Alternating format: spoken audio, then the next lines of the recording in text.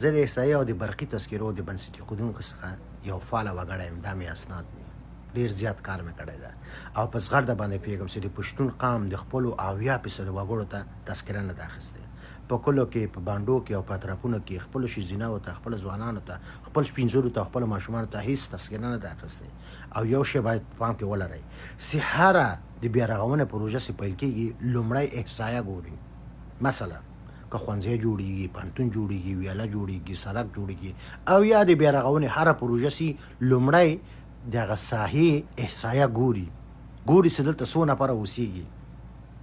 موږ او تاسو 80% پښتانه تذکره نه لري. انتخاباتو کې تاوان کوو، پروژو کې تاوان کوو، بودیجه نشي اخیستلی، بالاخره ځان اثباتولی نه شو.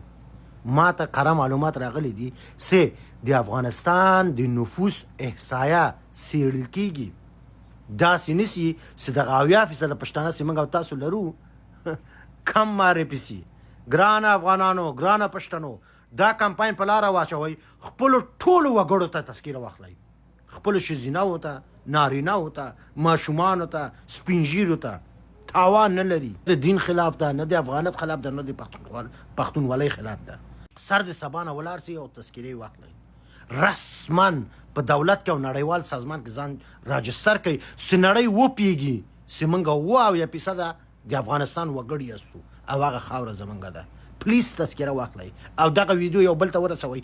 دومره شیر کړئ چې ټولو کړو باندو ته ورسېږي. ګران افغانانو، تذکره ډېر اړین شی ده. قربان مشم، صدقه مشم.